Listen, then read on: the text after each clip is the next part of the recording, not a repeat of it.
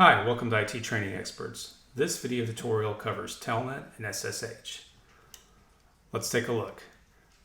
Let's first look at Telnet, the older of the two. Telnet is an application layer protocol designed to provide access to a remote device by allowing the user to execute CLI commands over a network without having to be physically connected. Telnet stands for Teletype Network, or Telnet for short. The protocol was designed or developed back in 1969, so it's over 50 years old with RFC 15. In fact, there were multiple RFCs written after that RFC 15 as the protocol was updated. It was one of the first internet standards ratified by the IETF, I believe back in the 1990s.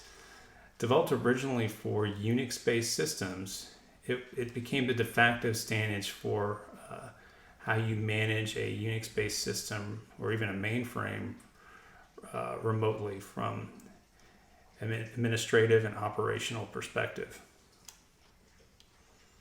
Telnet uses TCP port 23. In fact, it's probably one of the most well-known port numbers out there. It uses an ASCII character set, which is its foundation in terms of how you interact with the terminal and what it understands. It's symmetrical in design, and so what that means is the way the protocol operates on one end is the same way that it operates on the other. Uses the concept of network virtual terminals, and this is really a way you can slice up sessions within a remote system to allow multiple administrators to actually manage a device, and those are called virtual terminals. The big challenge with Telnet, like most older protocols, is there's no built-in security. So when the protocol was originally developed, obviously security back then wasn't the concern like it is today. And there are ways to secure Telnet using other protocols, for example, like IPsec. But again, by itself, Telnet doesn't do anything to secure the connection. In fact, if you use a packet sniffer, like Wireshark, you can actually see your username and password in clear text on the wire. So as you can see, not secure at all, and that's why most modern operating systems today are turning off Telnet. In fact, a lot of organizations, a lot of enterprises are trying to, in many cases they have already, or they're trying to get rid of Telnet and move to a more secure protocol just because of all the security concerns. So let's look at the Telnet operations. This is very high level, but gives you kind of the gist of how Telnet works.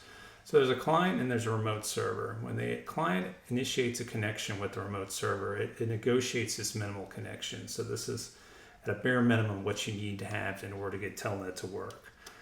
Additional negotiation may take place once that minimal connection is established.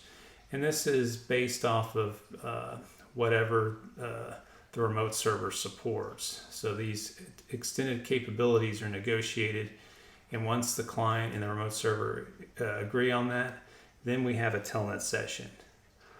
Once that takes place, the user then can log into the remote server. Again, all this communication is in clear text, username, password, so it's not a secure connection. And then all commands and data flow through the same TCP connection. So it's a pretty simple protocol in terms of the way it was designed. As you can see, we go into some of the other protocols like SSH, you'll see that there are a lot more enhancements that were done to that protocol, really not only just around the security side, but in terms of how the protocol worked. So let's look at the Telnet commands. So first, I'm not going to cover any of the Telnet commands, the differences between Windows versus Linux, for example, or Mac OS. I would recommend you need to refer to your documentation of the operating system you're using, or the man pages to look at the functionality you have on your system in order to leverage Telnet. What I'm talking about here with regards to commands is commands and operational codes, or option codes. And really what this is allows you to control how the terminal operates. So with Telnet, you can obviously manage the device by typing in commands, but there's some additional Telnet specific commands, and depending on what the remote server supports, you can actually control how the terminal operates. Today, that's not really something you have to worry too much about. But early on when the protocol came out, that was actually something that was, you may as an administrator have to do time to time. And here's just a reference or a list of these. Not anything you have to memorize, more for your reference, but just goes to show you that there's a lot more to Telnet than maybe what you originally thought. So very similar to Telnet, SSH is an application layer protocol that was designed to provide secure access, that's a big keyword, secure, to device, allow the user to execute CLI commands, transfer files, and basically perform other administrative functions over the network without having to be physically connected. Developed in 1995, so it's a lot newer protocol than Telnet, but it's still fairly old. It's been around for, at this point, about 25 years as of this recording. It was designed as a secure alternative to protocols like Telnet, FTP, and RSH. Because there was a big need as we got into the 1990s of a way to move to a more secure option to those protocols, because like I mentioned before, those older protocols security wasn't in mind when they were developed. So let's jump in some more to secure shell. It uses TCP port 22, so very, very close to what Telnet uses. SSH natively is supported in Linux and Unix-based systems. In fact, it was designed for those systems. For Windows, it was a little more of a challenge. You had to install a third-party client like PuTTY, Secure CRT. Today, though, you do have open SSH client for Windows, like for Windows 10, that you can actually go to the Microsoft Store and actually enable that feature, I believe.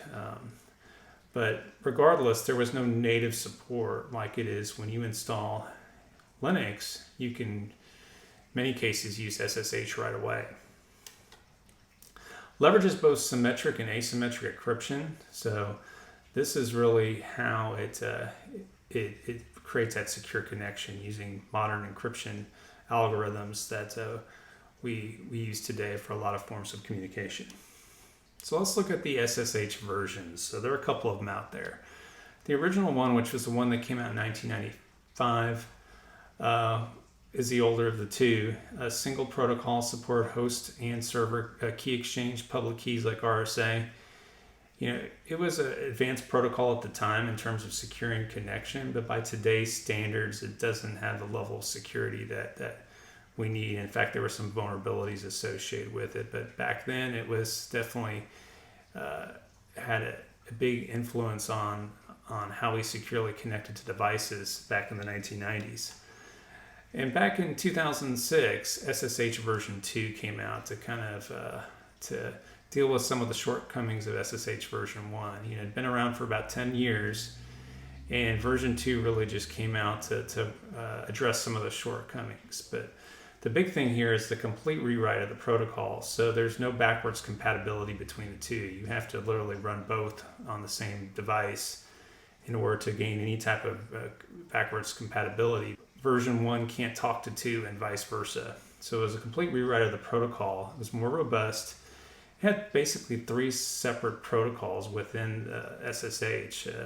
Had separate transport, authentication, and connection protocols. So these different protocols within SSH had different tasks that they needed to perform within there, and it made it more robust from that standpoint.